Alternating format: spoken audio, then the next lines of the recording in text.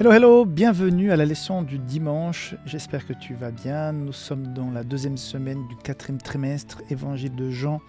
Nous allons déjà attaquer le chapitre 6, où nous parlons du miracle de la multiplication des pains et des poissons.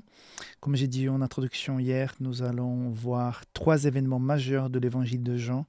Ça veut dire la multiplication des pains, le miracle de l'aveugle de naissance et la résurrection de Lazare.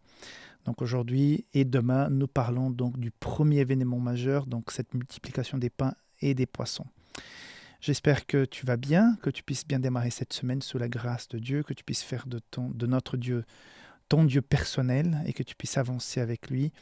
Si tu souhaites avoir des documents, des livres et bien d'autres matériaux pour la santé ou pour les enfants, si tu veux des Bibles, je t'invite à visiter en Europe publicationsadventiste.com ou bien si tu es en dehors de l'Europe, safelis.com pour découvrir les produits de Safelis et d'autres maisons d'édition aussi. Donc voilà, j'espère que tu sois prêt parce que nous passons donc à l'étude de la leçon du dimanche. Alors, la leçon du dimanche, c'est la première partie donc de ce moment de miracle de la multiplication des pains et des poissons. Un peu de contexte, Jésus est suivi par une très grande foule parce que si on prend l'évangile de Jean, quand on voit ici la mention qu'il s'agit d'une période près de la Pâque, on comprend que c'est déjà la deuxième Pâque du ministère public de Jésus. Donc au début de l'évangile de Jean, il est question d'une première Pâque, ici d'une deuxième Pâque et plus tard une troisième. Donc grâce à Jean, on calcule plus ou moins 3 ans et demi la durée du ministère de Jésus.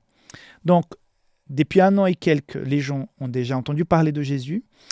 Là, Jésus est suivi par plusieurs personnes qui s'intéressent pas sincèrement à ce qu'il dit, mais à ce qu'il peut faire. Mais voilà, il y a une grande foule. Et Jésus doit même se mettre à l'écart. Il ne peut plus rentrer dans les villes puisque les gens s'entassent tellement que ça bloque un peu les villes. Les gens ne peuvent pas s'approcher. Jésus ne peut pas rencontrer les gens, ne peut pas prêcher. Donc il est obligé de se mettre à l'écart. Moi, j'ai pu visiter cette région. J'étais même dans cette région-là. Et il est vrai que pour cette époque, comme il n'y avait pas d'endroit où les gens pouvaient se retrouver comme les palais, les rencontres dans des des arènes, je pense que je n'avais pas d'accès à ça. Donc, ils se mettaient au bord du lac et les gens, comme ça, il y a une espèce d'inclinaison, non? Donc, les gens pouvaient se mettre assises et Jésus près de l'eau, en parlant, pouvait donc atteindre plus de personnes parce que se faisait une espèce de... comment on appelle ça? En éditoire incliné. J'ai oublié le nom de ça en français. Mais voilà, ça donnait la possibilité de Jésus d'avoir une portée de voix plus intéressante. Donc les gens sont là, sont émerveillés de son enseignement, sont attentifs à ce qu'il dit, peut-être à des miracles qu'il a pu accomplir pendant la journée. Et il est vrai que donc Philippe s'approche, il va dire que les gens commencent à avoir faim, ils sont loin de tout commerce parce qu'ils ont dû marcher relativement loin pour trouver un endroit calme et tranquille pour pouvoir être bien. Comme il est dit dans ce chapitre, donc l'herbe est verte, donc je pense que c'est vraiment un endroit à l'écart. Il n'y a pas la ville qui soit près. Donc voilà, l'endroit est parfait, mais la logistique elle n'est pas bonne puisque les gens n'ont pas pris à manger. Je pense que pris dans l'émotion et il n'y avait pas un système de communication à cette époque où les gens étaient avertis à l'avance de l'arrivée de Jésus. Tout à coup, tout le monde commence à dire « Jésus qui est là » et tout. On lâche tout et on part. Et bien sûr, les gens n'avaient pas suffisamment pour manger. Sauf qu'une maman, j'imagine, hein, en tout cas, dans l'histoire pour les enfants, souvent on dit qu'il y a une maman qui a bien préparé la nourriture pour son enfant et tout. Quand l'enfant a voulu suivre Jésus, qui a pensé à lui et qui lui a fait donc prendre ses 5 pains et 2 poissons. À savoir que j'ai lu un commentaire qui fait un clin d'œil en disant que 5 plus 2, ça fait 7, 7, ça fait la perfection. Donc voilà, un petit clin d'œil. La leçon nous présente un parallèle entre Moïse et sa sortie et son travail dans le désert avec Jésus. Donc je vous laisse voir dans la leçon ces parallèles que je trouve très intéressants entre le chapitre 6 de Jean et Moïse, donc entre Jésus et Moïse. Donc je ne vais pas le répéter puisque vous pouvez le trouver dans le questionnaire. Moi, je vais m'attarder sur le verset 15 qui dit ceci. « Et Jésus, sachant qu'ils allaient venir l'enlever pour le faire roi, se retira de nouveau sur la montagne lui seul. » Donc, c'est impressionnant ce que Jésus fait. Pourquoi ? La raison pour laquelle, dans plusieurs pays, cultures, en différentes époques, la population se lève pour créer une révolution, je pense particulièrement à la Révolution française qui a commencé surtout à Paris, la prise de Bastille, tout ça, c'est surtout quand les gens commencent à avoir faim. Rappelez de Marie d'Antoinette, quand on lui a dit qu'il n'y avait plus de pain, elle a dit « mais c'est pas un souci, il faut leur donner du brioche, de la brioche, ou du brioche, je ne sais plus. » Donc, elle était vraiment à côté de la plaque. Mais pour vous dire que c'est à partir du moment où les gens ont faim que les grandes évolutions commencent. Vous enlevez la nourriture de la table, on ne peut plus gérer. C'est pour ça que plusieurs politiques comprennent qu'à un moment donné, même si la chose va très mal, il faut donner des bons pour que les gens puissent aller retirer de la nourriture, parce que si le peuple ne mange pas, le gouvernement ne tient pas debout. Il y a une révolution quand les gens ont faim, quand des parents voient leurs enfants qui ont faim, là, il y a toutes les règles qui tombent, il n'y a plus le droit, il n'y a plus des peurs. On va se battre parce qu'on veut donner à manger à nos enfants. Donc, quand ces gens voient que Jésus, ce nouveau prophète, nouveau prophète, est là, qui fait non seulement la bonne prêche, mais qui, par-dessous tout et différemment des autres, partage le pain et les poissons, qui multiplient. Il y a même des restes, 12 récipients ont été utilisés pour ramasser. Voilà, les gens n'avaient pas de la nourriture, mais ils avaient des récipients pour ramasser les restes. On ne sait pas ce que les gens ont apporté à ce moment-là, mais bon.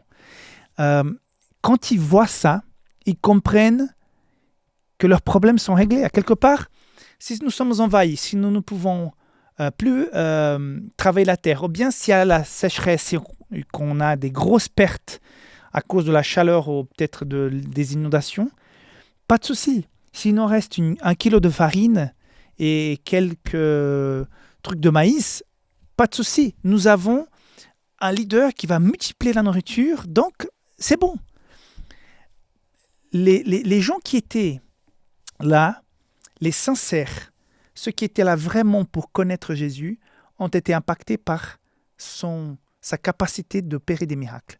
Mais ceux qui étaient là, en tant que tout simplement curieux, qui voulaient même peut-être piéger Jésus, qui étaient là juste pour trouver la faille, ceux qui étaient là parce que, voilà, ils étaient amenés avec la foule, mes amis, tout le monde partait en courant, j'ai parti aussi en courant, mais moi, je ne connais pas Jésus, ça ne m'intéresse pas beaucoup, je suis là, j'écoute, c'est intéressant, mais le cœur de cette personne n'est pas converti. Mais quand ils voient ça, quand ces gens qui n'ont pas cette relation, et même les disciples qui étaient, Judas par exemple, je pense que Judas, à ce moment-là, il a dit, mais bingo, voilà notre leader, notre chef.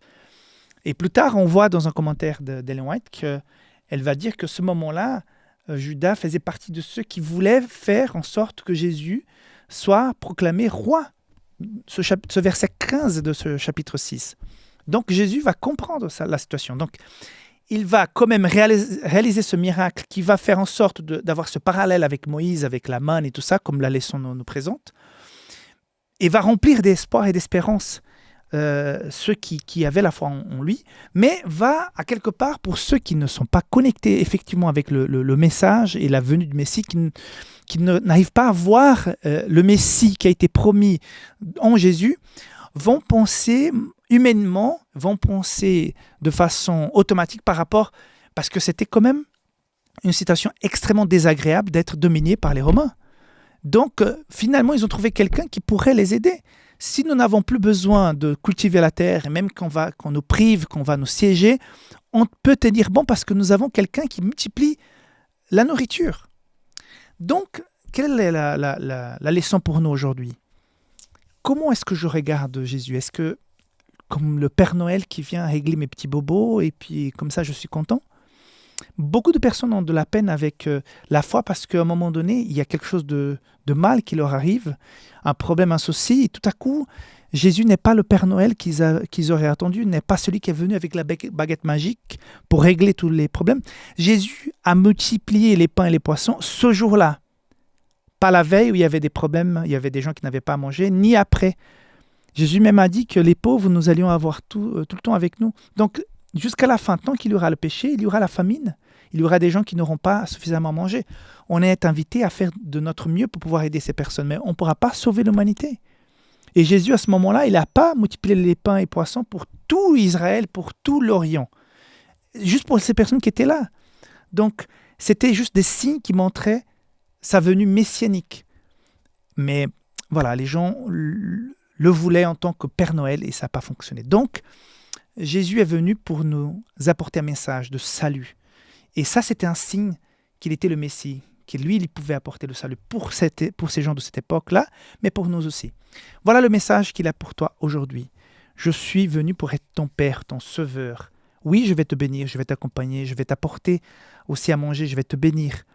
Mais le sens de ma mission n'est pas de te donner à manger, c'est plus que ça. C'est te donner la vie éternelle. Que Dieu te bénisse et on se voit demain pour la suite de cette histoire. Bye bye.